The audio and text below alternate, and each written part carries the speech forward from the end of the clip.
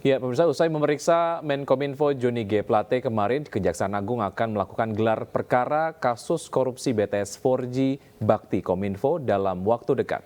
Gelar perkara ini untuk menentukan status hukum Johnny G. Plate dalam kasus ini.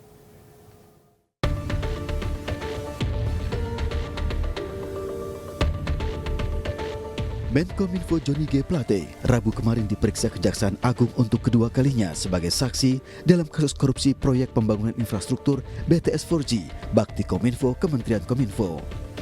Johnny mengaku dicecar 26 pertanyaan dalam 6 jam pemeriksaan. Pertanyaan seputar tanggung jawab penggunaan anggaran, perencanaan pembangunan BTS, dugaan manipulasi kemajuan proyek, dan dugaan adik Johnny G. Plate menerima fasilitas.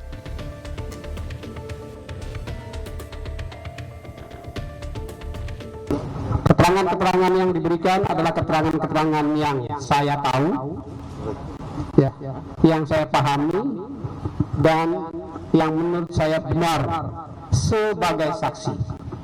Ya, itu telah saya lakukan dengan penuh tanggung jawab. Selanjutnya, yang terkait dengan substansi materi dan prosesnya menjadi kewenangan dan domain Kejaksaan Agung Republik Indonesia.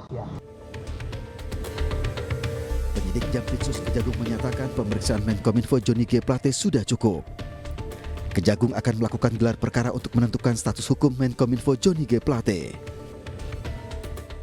Dari hasil pemeriksaan, kami anggap cukup dan selanjutnya kami akan melakukan gelar perkara dalam waktu yang secepat-cepatnya untuk menentukan sikap. Selain Menkominfo Johnny G. Plate, Rabu kemarin Kejagung juga memeriksa 6 saksi lain yang terdiri dari 1 orang dari Kementerian Kominfo, 3 dari Menteri Kominfo, dan 2 dari swasta.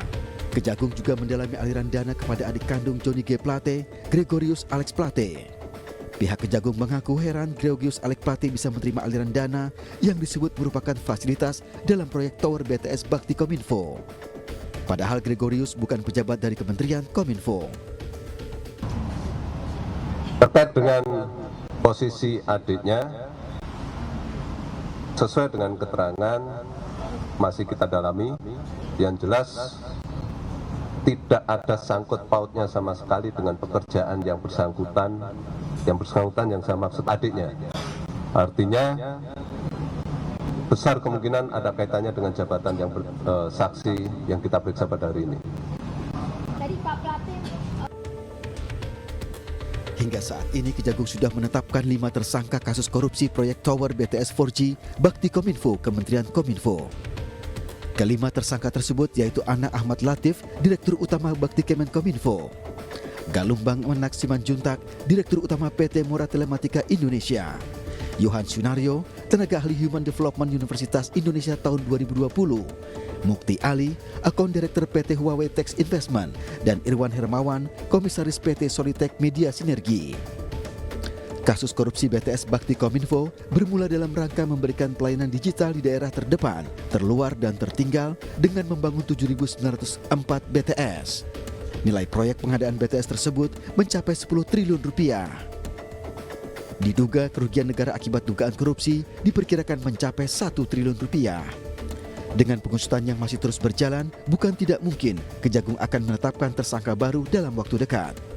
Tim Liputan iNews melaporkan.